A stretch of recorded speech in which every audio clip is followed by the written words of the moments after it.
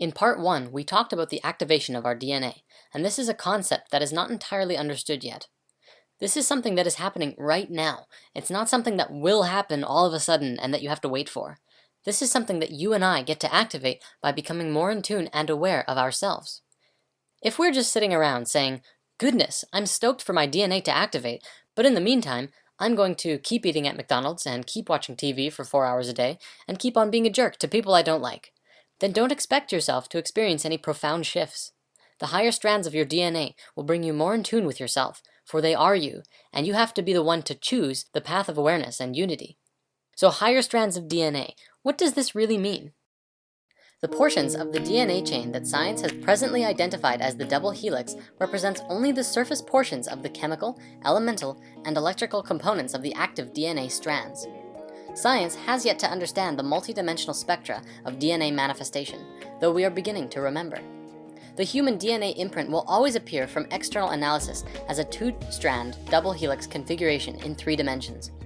What is not understood is that within the double helix there are, and will be progressively more, additional double helix strands which fuse together. As our understanding evolves into the multidimensional spectra, the understanding of the structure and function of DNA will progressively advance. A team of Russian researchers working with DNA started a project to progressively learn more about DNA by combining forces with linguists, and have dived into the unknown of the 90% of junk DNA which we currently embody. Their findings are evolutionary. According to them, our DNA is not only responsible for the construction of our body, but is also used as data storage and in communication. They learned that the 90% of DNA follows the same rules as all of our human language. The way that sentences, paragraphs, and chapters work in a book is the same way that our DNA works. This is the first double helix strand, the one that Western science looks at, which is basically like a sentence of DNA. However, if you step back and see the bigger picture, you begin to see the paragraph.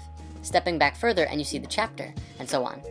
These larger and larger strands span through the different frequencies of reality, the different dimensions, which makes them harder to find in our modern science. Western science, instead of looking at DNA like this, we're cutting out pieces of DNA from here and adding them over here, which is similar to picking out words in certain sentences and putting them with other words in other sentences to see if they fit together and can make a new energy, a new idea. This is the nature of our junk DNA, of which Western science just didn't understand for the longest of times. The DNA isn't junk, it's just misunderstood, and also not as used right now because of our dense level of consciousness. However, we are beginning to activate and reawaken our DNA through our ever-expanding consciousness and our desire to know more. The very awareness of this DNA is what is activating it, awareness of our higher selves and our connection to the all and the interconnectedness to each other. We are directly connected to the earth as well and exist as a part of it, kind of like a child in its mother's womb. If anything happens to the mother, it creates an energetic imprint that affects the child. The earth is our mother, hence the name Mother Earth. Our morphogenetic field exists as a part of her larger morphogenetic field of the earth. If something happens to the earth's energetic grid, then we inherit these problems into our own grid. Our energetic anatomy is exactly like the earth's, with chakras, meridians, axiotonal lines, and DNA. If something happens to the planet's grid, then that affects every person's DNA on the planet. We are at a very important point in history right now because we are remembering how to regenerate our original organic imprint for health. We don't even need science and fancy equipment to do this. We're just required to learn how to use what we came here with. By moving into a space of love and light, opening and living from the heart, and living in a place of emotional stability and health, you can once again reactivate your light body, and in doing so, reconnect with the higher frequencies of your being.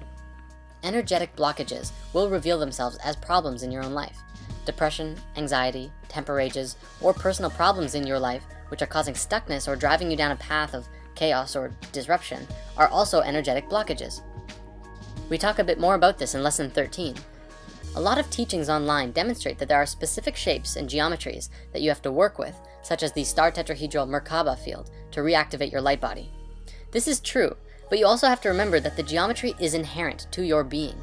It's actually not necessary to put pressure on yourself to put a star tetrahedral Merkaba field around your body and keep each piece spinning opposite to each other at this particular speed, at this particular ratio, and it is important to get the feel of it and understand where it is and what shape it is. Beyond that though, it's more importantly that you put your focus into love, your heart center, and creating a vibrant reality for yourself. Realize that you are a creator and that the experiences that you are having are of your creations. Bring love into your life and all of those around you. The light body will reactivate when you are ready, and you will know when you are ready. My advice is also to work with sacred geometry. If it resonates with you, put conscious thought into understanding things like the yin-yang, the understanding of duality. You can also work with the Trinity, which is understanding mind, body, and spirit, or wisdom, understanding, and beauty. Then there's the 4 elements of creation. Earth is physical, air is mental, water are emotional, and fire is spiritual. If you're familiar with the tarot, you can use it to go so much deeper into understanding the 4 elements, which is the basis of the 4 suits in a playing deck of cards. And the major arcana are the experiences that you go through, the toroidal field geometry, from the path to the Fool to understanding the all, from the singularity all the way around to the singularity. Beyond that, you can also try working with energies, meditate with crystals, go get Reiki, or practice Qigong. The more you work with them, the more receptive you become to feeling the energy fields all around you.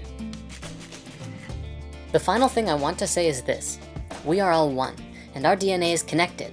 The process of DNA activation is as much a solo journey as it is a collective one.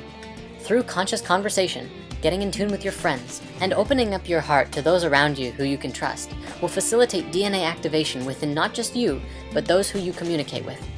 Think of it like a big jigsaw puzzle, and everyone has a different piece of this puzzle. By simply communicating with them, hugging them, gazing into their eyes, listening to what they have to say, and sharing what you know with them, you will facilitate a transfer of energy. And that's just it. DNA activation is feeling, truly feeling more than you ever have before. There was a TED Talks by a man named Paul Zak who spoke about trust, morality, and oxytocin, the hormone that facilitated these feelings within.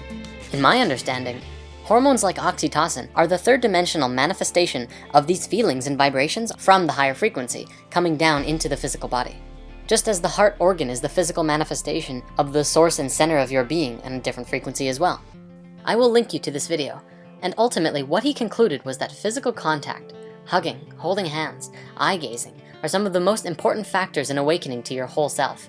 Opening up true feelings of trust and awareness of yourself and others is what's going to take us to the next level of human connection. For when we can look into another's eyes and see ourselves, that's when we know we're on the right track. Want to change the world? Paul's conclusion was 5 hugs a day, and make them count.